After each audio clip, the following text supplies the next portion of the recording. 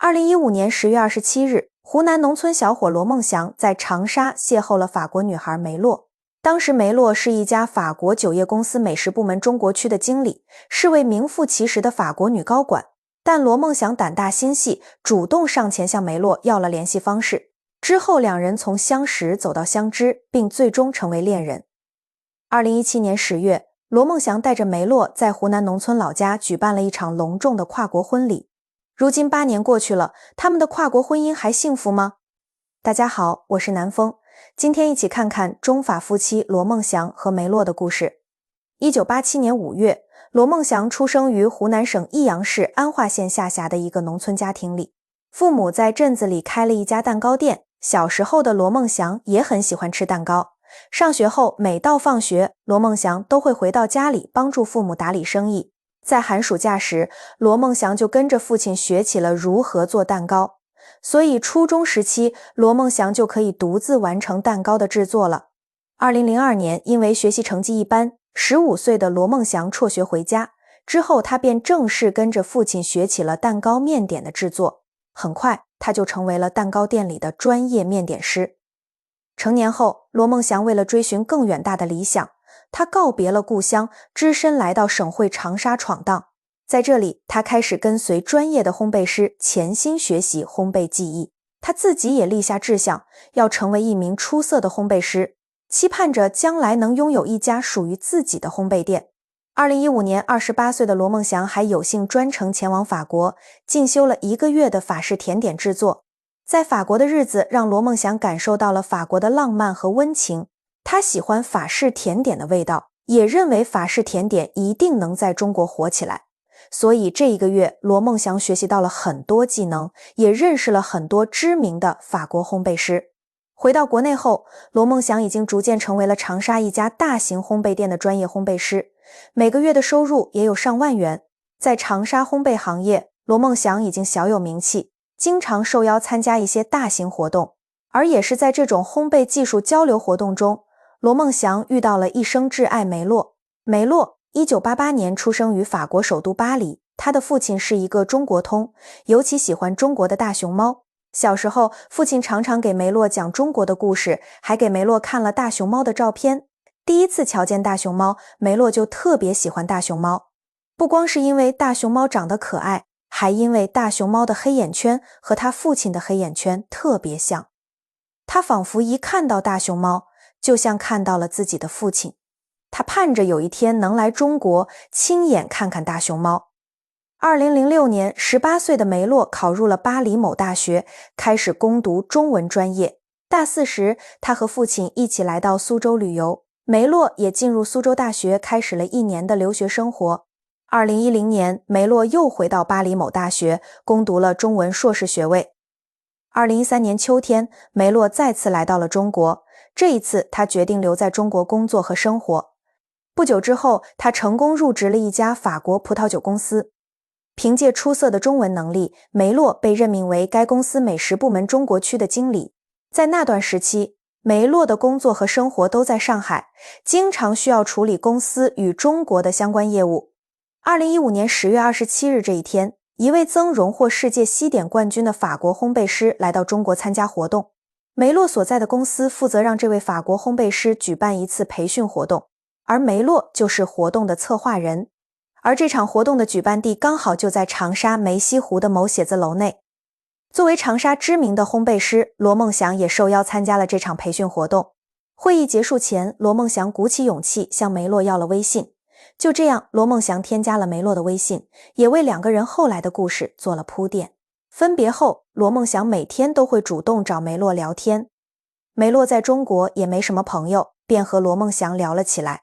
2个人从出身经历聊到了未来理想，在不断互相了解的过程中，2个人互相对彼此有了感觉。他们开始互相分享生活中的趣事，从最开始的文字聊天到最后的视频聊天。总之，虽然没有说破，但2个人已经无法离开彼此了。只要哪一天没有对方的消息，他们都很心急。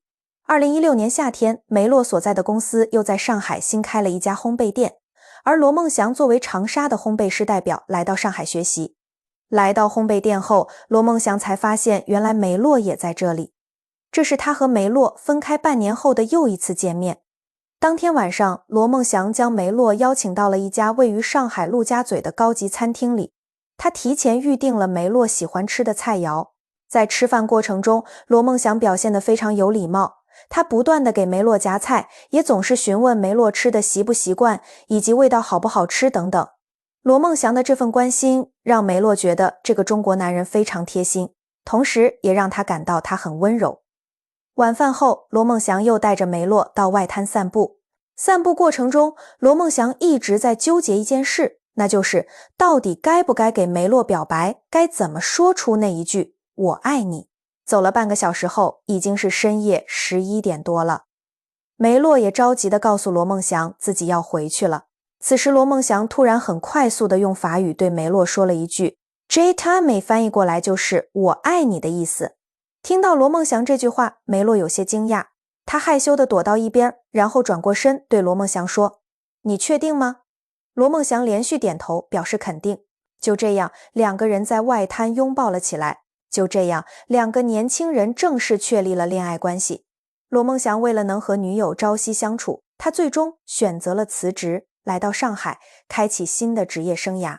到了上海之后，罗梦祥凭借自己出色的烘焙手艺，很快就找到了一份相当不错的工作，薪水也比以前涨了不少。当然，最要紧的是，他可以每天都和梅洛在一起。和梅洛在一起的日子，罗梦祥总是想着法的让两人的感情保持新鲜感，总是带着梅洛尝试新的事物。他带着梅洛爬遍了上海附近的山林，逛了许多景点，让梅洛充分了解了中国的文化习俗。2016年冬天，梅洛的母亲来到中国探望梅洛，眼看着就要过年了，罗梦祥就带着梅洛和梅洛母亲回到了湖南农村老家。在老家过年，罗梦祥还特意策划了一场求婚仪式。那天，他一个人躲在父亲的蛋糕店里，整整忙了一整天。到了晚上，他邀请全家人来到蛋糕店，然后他端出一个写着“嫁给我”的蛋糕，接着他手捧蛋糕，单膝跪地，深情款款地对梅洛说：“你愿意嫁给我吗？”梅洛深受感动，他点头应道：“我愿意。”随后两人紧紧相拥，梅洛的母亲也被眼前这对甜蜜的情侣打动了，不停地为两人鼓掌喝彩。很显然，母亲是同意将女儿嫁到中国了。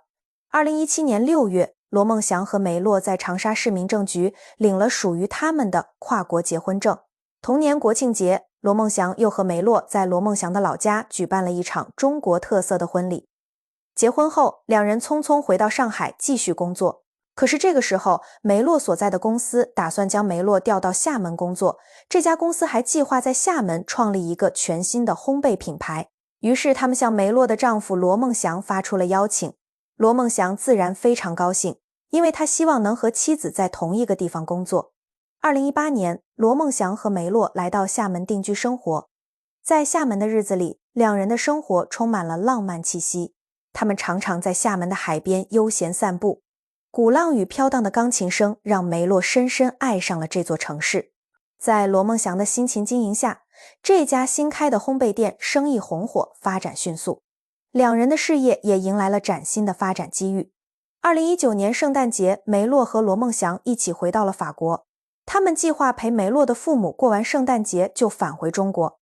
可因为多逗留了几天，疫情突然爆发了，梅洛和罗梦祥很难买到回国的机票。就这样，两人在法国一待就是大半年。2020年7月，梅洛和罗梦祥几经周折，终于回到了中国。因为疫情的影响，他们所在的公司生意也比较清淡，两个人的日子过得紧巴巴的。2022年春节期间，梅洛跟着罗梦祥回湖南农村过年。就在这段时间，他拍的短视频在网上一下子火了起来。他分享了自己在湖南农村的生活，也分享了和婆婆的日常。后来梅洛还接受了红网的采访。这位来自法国的湖南媳妇向网友们分享了自己来到中国的故事，也表达了自己对湖南农村生活的向往。2022年5月8日，一家名为梅洛的法式烘焙店在厦门思明区龙山南路开业了，而这家店的店主就是罗梦祥。这一天，他终于实现了自己的梦想，开了一家以妻子名字命名的烘焙店。这家店开业后生意相当红火，吸引了很多法国人和中国人前来光顾。不仅仅是因为罗梦祥的手艺精湛，大家也更喜欢来听听他们的爱情故事。如今罗梦祥已经35岁了，妻子梅洛也已经34岁了。遗憾的是，他们俩至今还没迎来一个混血小宝贝。不过梅洛已经在积极准备怀孕了，相信他们的混血宝宝很快就要来到这个世界了。尽管疫情时不时就来捣乱，但罗梦祥对自己的烘焙店依然充满信心。眼下，他把所有的心思和精力都倾注到了这家店里。梅洛虽然还在原来的公司上班，但每到周末他就会到店里搭把手。最后，祝福他们生活越来越幸福美满。下面我给大家全民介绍一下法国这个以浪漫著称的国度。法国它拥有广阔的海外领地，这些海外领土的面积相当于本土的20倍，堪称21世纪真正的日不落帝国。它一直怀揣着统一欧洲的梦想，历史上还诞生了那位不可一世的拿破仑。到了二战的时候，几乎要被彻底击败了。他如何能够华丽转身，成为如今联合国安理会的常任理事国之一呢？法国地处欧洲的西部，国土总面积大约55万平方公里，和我国的四川省加上重庆市的面积差不多，位居欧洲第3。但法国的海外领土遍布全球，从墨西哥附近到马达加斯加，再到两大洋沿岸，总面积达12万平方公里，与朝鲜相当，且拥有近300万居民。地理上，法国拥有得天独厚的优势，其国土形似六边形，三面环海，地势东南高西北低，自然边界坚固。东部有阿尔卑斯山脉和洛林高原作为天然屏障，西南部有比利牛斯山脉阻挡，唯一的弱点是东北部的西欧平原。为此，法国建立了著名的马奇诺防线。历史上，德国曾3次利用这一地理弱点进攻法国，但法国凭借其强大的工业体系和核威慑力量，成功应对了这些挑战。如今，法国通过推动创建欧盟，旨在通过外交途径来保护其地理上的软肋，并祈愿欧洲国家之间永远不再爆发战争，特别是与德国能够实现持久和平共处。这些外交目标的实现，得益于欧盟和共同货币等机制，使法国的地理防御漏洞获得了有效的保障。此外，法国境内河流密布，比如莱茵河、马恩河、卢瓦尔河、罗纳河和加龙河等。这些河流为贸易往来创造了绝佳的条件，因此法国气候湿润宜人，水系十分发达，全国61%的土地都是耕地，这使它成为世界第3大农业出口国，并且在欧洲农产品产量上排名第1。2023年，法国的经济总量达到了3万亿美元，排名世界第7，人均 GDP 高达 4.45 万美元，是我国的3倍。因此，法国成为了一个生活富足、人均产值高的国家，吸引了无数人的向往。巴黎作为法国的首都和行政中心，坐落于塞纳河与马鞍河的交汇处，其重要的战略地位使得巴黎能够对该地区以及法国与欧洲其他地区的贸易施加有效的行政控制，从而加强了法国的中央权威。法国在欧洲的领地历史上曾被称为高卢地区。早在5世纪，法兰克人便移居至此，并建立了法兰克王国。受西班牙影响，法国在16世纪开始走上殖民扩张之路，至20世纪初期达到巅峰，殖民地面积高达 1234.7 万平方公里，占世界土地总面积的 86%。然而，在第2次世界大战期间，法国遭到了德国的猛烈进攻，仅仅42天就宣告投降，直到1944年才解放了巴黎。从历史发展的脉络来看，法国的政治体制可以划分为5个共和国阶段。从1789年法国大革命算起，共和制度得以确立，直至1958年的第5共和国，并一直持续至今。二战期间，欧洲遭受重创，美国为了巩固其地位，在欧洲建立了多个军事基地，连英国也甘愿服从管理，但法国却独树一帜，坚持自己的立场。尽管美国实力强大，但也无法轻易撼动法国的地位。值得一提的是，法国是第1个与我国建交的西方大国，其领导人戴高乐曾预言，中国将在下个世纪成为世界上最强大的国家。如今60年过去，中国确实日益强大，而美国则面临着不同的挑战和机遇。在全球舞台上，一系列国际事件如俄乌战争和中东乱局，都似乎与它有着千丝万缕的联系。法国作为国际社会的一员，敏锐地捕捉到了这一趋势，频频邀请我国进行访问，在深化双方的合作，如共同支持法国即将举办的奥运会等。同时，法国也为我们打开了通往欧洲的大门，展现了合作共赢的初衷。提及法国，其丰富的人文景观自然不能错过。从雄伟的凯旋门、高耸入云的埃菲尔铁塔，到婉婷流淌的塞纳河，再到艺术气息浓厚的卢浮宫和巴黎圣母院，每一处都吸引着无数游客的目光。法国历史上曾2次举办奥运会，此次是第3次。听说这次奥运会期间温度高达40度，竟然没装空调。尽管有网友调侃这是历史上最穷的一届奥运会，但法国作为大国的地位不容忽视。那么，为何法国会被视为最被低估的大国呢？当马克龙坚定表态，暗示法国将主导未来欧洲秩序时，人们不禁回想起2战中法国仅坚持40天就投降的历史。然而，没有戴高乐，法国的国际地位将难以想象。事实上，法国的实力被严重低估。无论是历史还是现在，法国都是欧洲的重要大国，其海外军事基地数量仅次于美国，甚至在加勒比海地区建立了军事基地，成为唯一在美国家门口建基地的国家。